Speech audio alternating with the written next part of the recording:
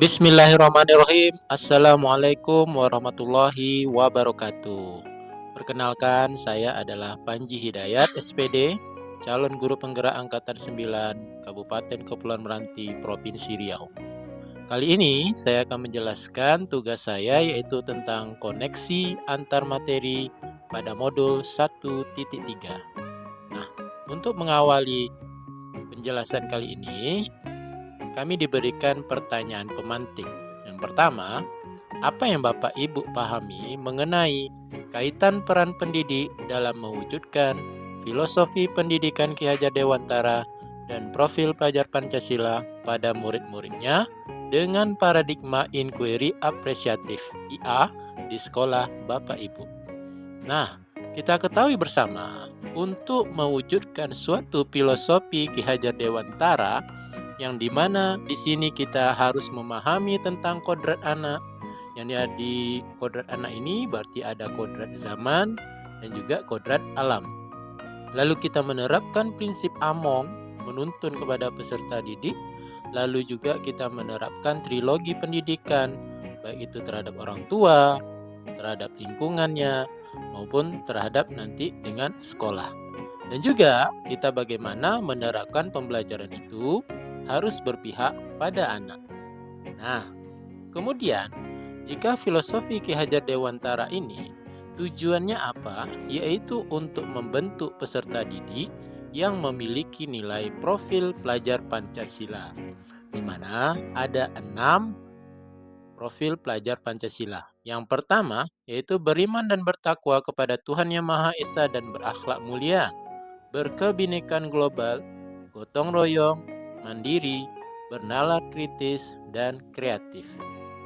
Kita sebagai calon guru penggerak ini berusaha mewujudkan pembelajaran yang menerapkan filosofi Ki Hajar Dewantara ini dan nantinya dapat mewujudkan profil pelajar Pancasila pada diri siswa tersebut.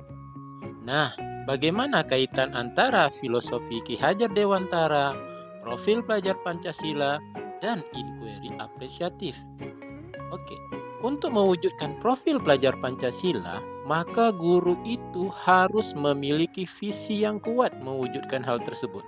Karena tanpa adanya visi yang jelas dan visi yang fokus, maka mustahil akan membentuk pelajar yang memiliki profil pelajar Pancasila.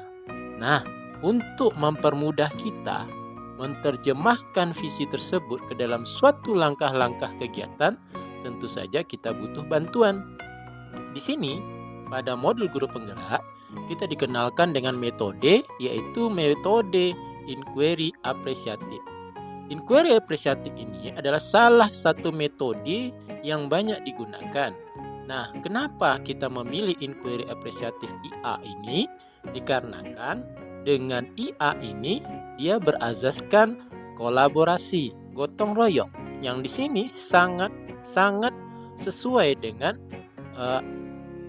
filosofi Ki Hajar Dewantara tersebut, sangat sesuai dengan bagaimana karakter dari warga Indonesia tersebut yang berlandaskan gotong royong. Dan dari kolaborasi tersebut, gotong royong tersebut, bagaimana dia bisa meningkatkan kompetensi yang ada tanpa harus mendiskriminasikan nilai-nilai yang kurang pada oknum tersebut atau anak tersebut. Nah, jadi inquiry apresiatif ini sangat cocok sekali dipergunakan untuk mewujudkan karakter profil pelajar Pancasila yang berlandaskan filosofi Ki Hajar Dewantara. Nah, sebagai kasus di sekolah saya, peserta didik dalam mengumpulkan catatan dan tugas sering tidak terstruktur, sehingga terkadang tugas yang dibuat itu berserakan dan tidak dapat dinilai di akhir tahun. Akhir tahun peserta didik tidak tahu selama 1 tahun atau 1 semester itu dia sudah mengerjakan apa-apa saja.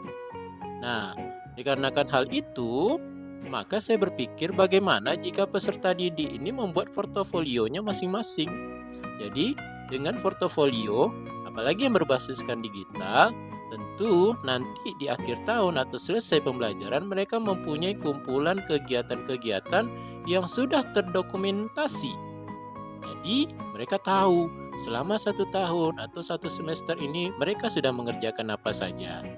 Nah, nanti diharapkan dengan kegiatan ini muncul nilai-nilai dari profil pelajar Pancasila. Itu saya mengharapkan munculnya nilai kreativitas dan mandiri pada diri peserta didik sesuai dengan profil pelajar Pancasila. Nah, saya memanfaatkan hal tersebut. Kenapa? Karena didukung oleh aset kekuatan, aset yang ada pada diri sendiri, aset pada diri siswa, maupun aset yang ada pada di sekolah. Di sini saya berusaha memanfaatkan ketiga aset tersebut sehingga dapat mewujudkan visi yang sudah saya rumuskan. Nah, oke. Pertanyaan pemantik kedua.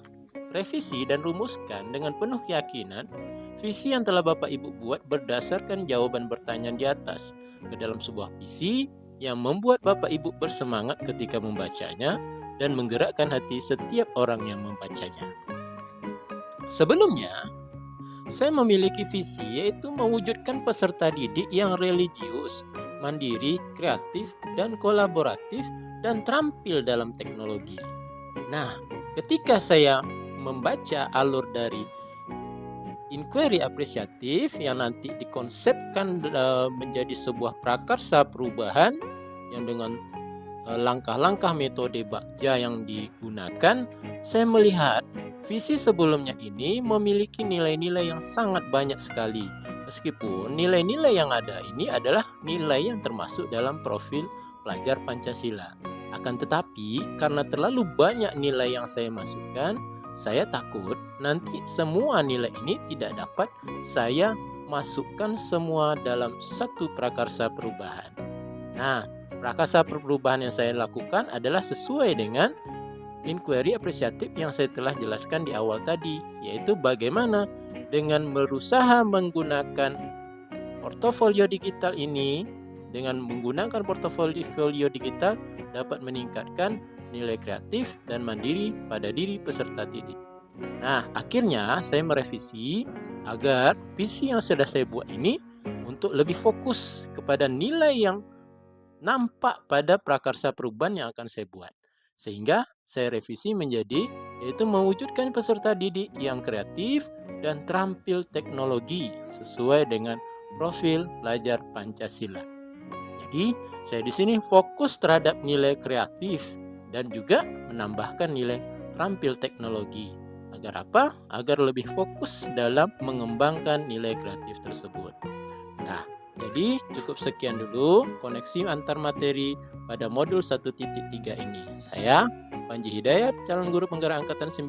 Saya tutup dengan wabillahi taufik wal hidayah. Assalamualaikum warahmatullahi wabarakatuh.